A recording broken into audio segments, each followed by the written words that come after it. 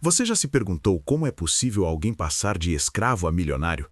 De prisioneiro a primeiro-ministro da nação mais poderosa de sua época? Não estamos falando de uma ficção, mas de um caso real, documentado há milênios e que guarda princípios imutáveis sobre a acumulação de riqueza.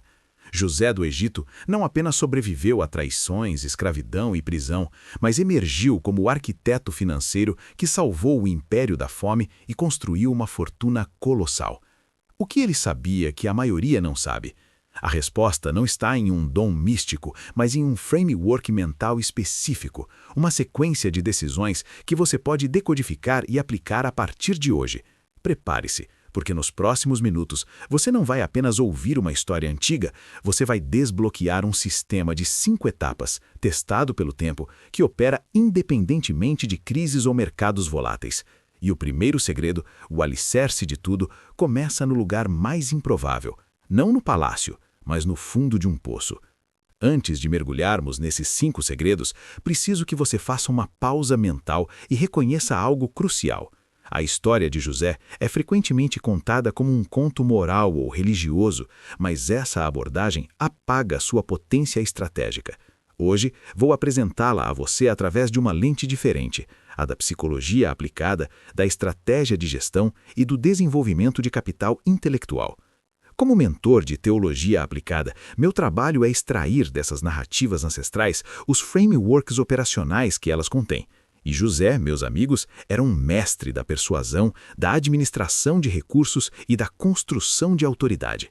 O homem que interpretou sonhos foi, acima de tudo, um intérprete de realidades econômicas e humanas.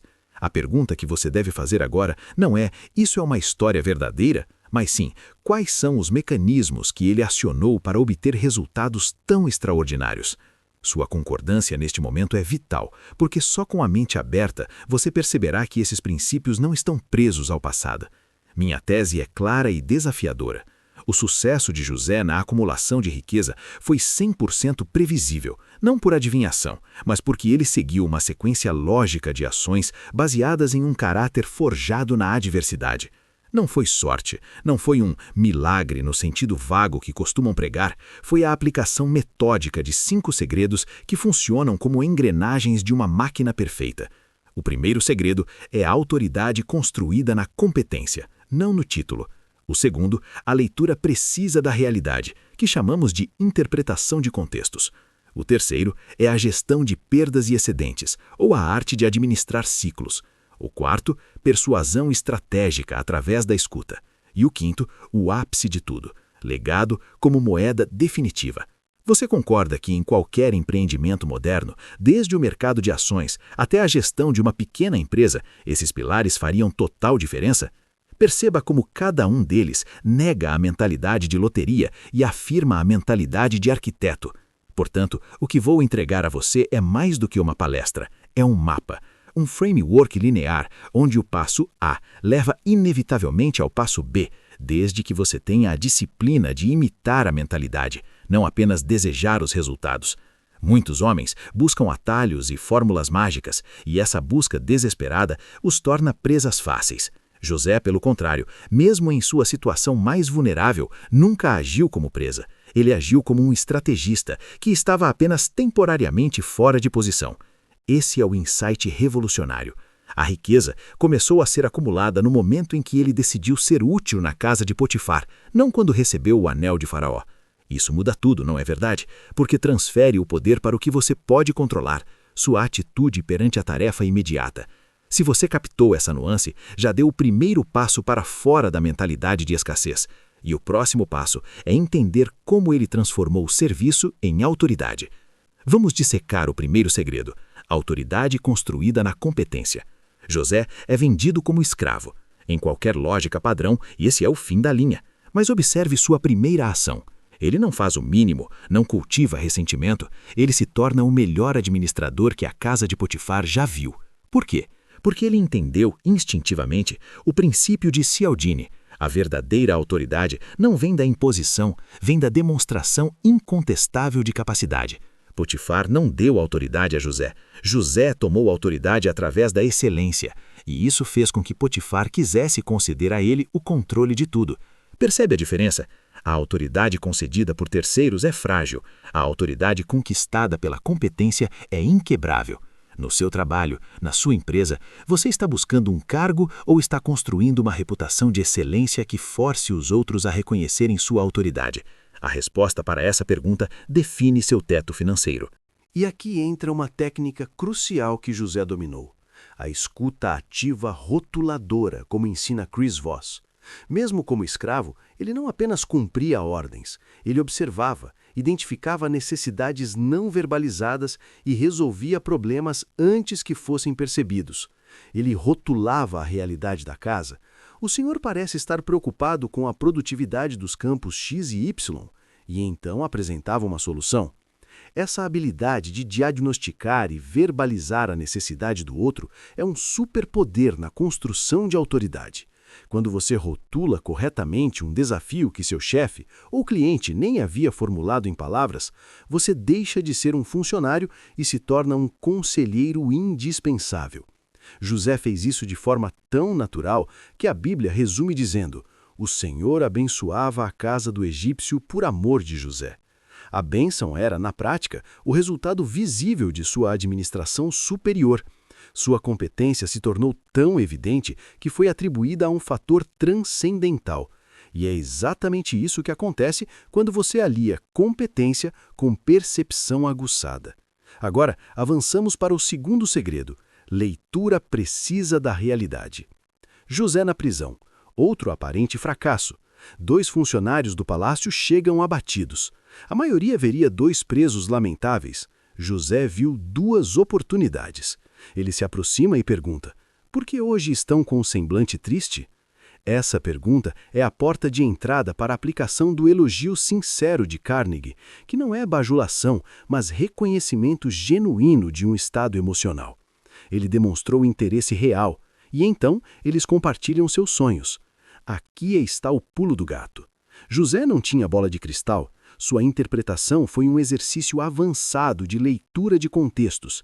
Ele conectou símbolos, cachos de uva, cestos de pão, a realidades culturais e políticas do Egito. Ele não adivinhou, ele analisou. A riqueza, em qualquer era, é acumulada por quem melhor interpreta os sinais do mercado, os anseios da sociedade, os ciclos econômicos. Enquanto outros reagiam ao medo, ele lia a realidade com clareza. Você está treinando sua capacidade de leitura de contexto ou apenas seguindo manchetes? A aplicação prática é direta. José apresentou a interpretação e a solução. Ao copeiro ele disse: em 3 dias serás restaurado. Ao padeiro, a dura verdade. Ele não agradou a ambos, foi preciso. A riqueza exige essa coragem de confrontar a realidade, mesmo quando é desagradável. Quantos investidores mantêm ações ruins por apego emocional? Quantos empreendedores ignoram feedback negativo até falirem? José separou o sinal do ruído e depois usou a técnica do sim progressivo. Ao pedir ao copeiro: lembra-te de mim, ele estava criando um futuro acordo. Ele não pedia um favor imediato e impossível, pedia uma memória, um pequeno sim futuro, que quando cumprido 2 anos depois, o levou diretamente a Faraó. Você consegue ver a genialidade? Cada interação era um movimento em um jogo de longo prazo. Sua rede de contatos não é para extrair valor imediato, é para plantar sementes de acordos futuros, baseados na precisão da sua leitura e na sua honestidade intelectual. Chegamos ao núcleo da estratégia financeira, o terceiro segredo: gestão de perdas e excedentes. José diante de Faraó. O sonho é claro: 7 vacas gordas, 7 magras, 7 espigas cheias, 7 mirradas. A interpretação é famosa: anos de fartura seguidos de anos de fome. Mas a genialidade não está na previsão, está no plano de ação que ele anexa à interpretação. Ele não para em haverá fome, ele propõe um sistema. Armazene 20% da produção dos anos bons para os anos maus. Isso é um framework de investimento e preservação de capital. É a essência do cash reserve, da diversificação, da poupança anticíclica. José transformou uma previsão abstrata em uma política fiscal concreta.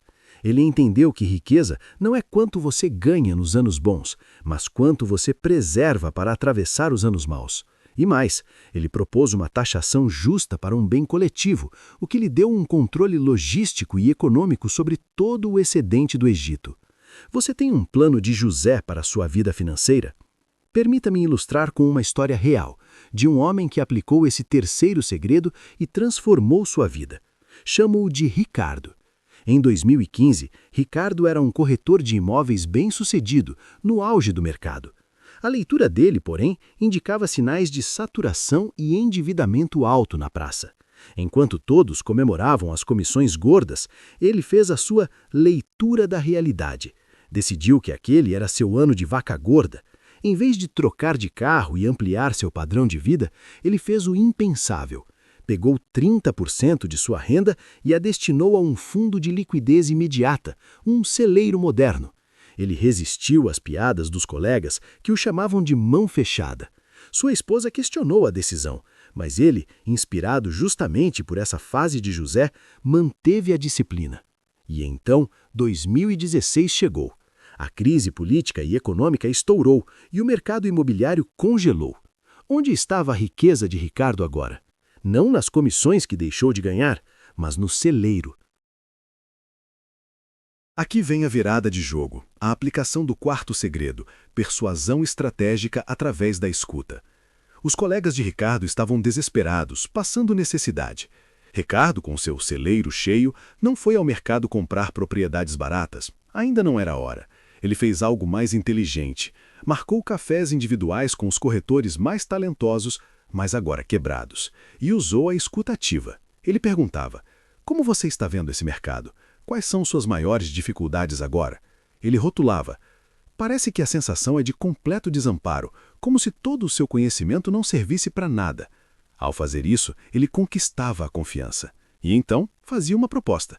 Ele bancaria as taxas de uma nova capacitação em marketing digital para imóveis de luxo, em troca de uma parceria futura. Notou? Ele não deu esmola, investiu no talento alheio em troca de lealdade futura. Ele se tornou, naquela microeconomia, o José da situação.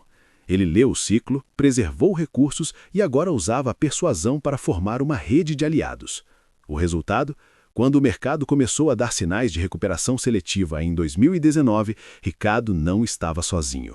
Ele tinha uma equipe de 5 dos melhores corretores, leais a ele, capacitados em um nicho específico, alto padrão, que havia sofrido menos com a crise. Ele estruturou uma nova empresa com um modelo de repartição de lucros. Em 3 anos, o faturamento dele superou em 5 vezes o auge de 2015. E a riqueza estava consolidada, porque era baseada em um framework, não na sorte.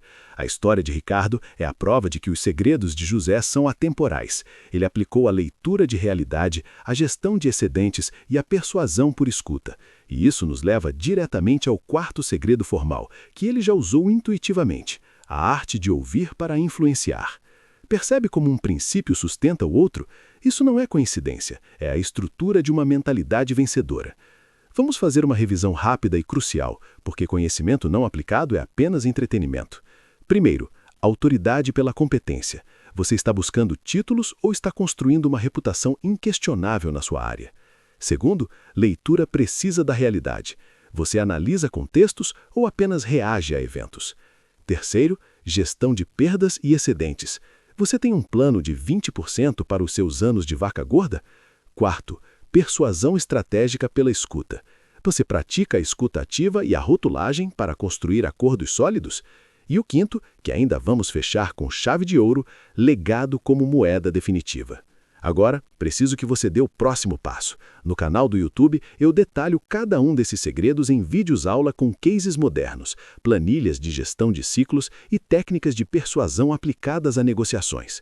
O link está na descrição. Inscreva-se e ative o sininho. Esse conteúdo é exclusivo e profundo, feito para homens como você, que decidem trocar a esperança por um método. Por que ir ao YouTube? Porque a imersão transforma. Aqui você recebeu o mapa. Lá você recebe a bússola, o passo a passo e a comunidade. Você terá acesso a lives onde desconstruo decisões financeiras de personagens históricos, entrevistas com homens que aplicaram esses frameworks e obtiveram resultados mensuráveis, e material para baixar. A prova social? Centenas de homens, muitos na sua faixa etária, já relataram a reestruturação de suas finanças e carreiras após adotarem essa mentalidade linear. Eles não se tornaram Josés do Egito da noite para o dia, mas começaram a tomar decisões como José. E a decisão mais sábia, neste momento, é consumir conteúdo que fortaleça seu mindset diariamente, em vez de entretenimento vazio que rouba seu tempo e sua concentração. Essa é, no fundo, a primeira aplicação do terceiro segredo: gerir seu excedente de atenção. Clique, inscreva-se. Esse simples ato é um sim para o seu futuro eu. E assim chegamos ao quinto e último segredo: legado como moeda definitiva. José acumulou riqueza incalculável, mas seu ápice não foi o armazém cheio. Foi quando seus irmãos, que o venderam, se curvaram perante ele. E o que ele fez? Perdoou, provou cuidado e os estabeleceu em uma terra fértil. Ele entendeu que a riqueza material é um meio, não um fim. O fim é o impacto, a rede de vidas que você eleva, a família que você estabelece, o nome que você deixa. A moeda definitiva é o legado. Todo o framework que exploramos hoje, autoridade, leitura, gestão e persuasão, encontram seu sentido último aqui. Por que acumular? Para ter liberdade para proteger, providenciar e perpetuar valores. José morreu no Egito, mas sua história, seus princípios estão aqui, inspirando você, milhares de anos depois. Essa é a única riqueza verdadeiramente inconfiscável. Agora, a bola está com você. Você vai apenas admirar a história ou vai começar hoje a escrever a sua? Aplique o primeiro segredo. Seja excelente na próxima tarefa, por menor que seja. O resto é consequência. Um forte abraço e até o próximo vídeo.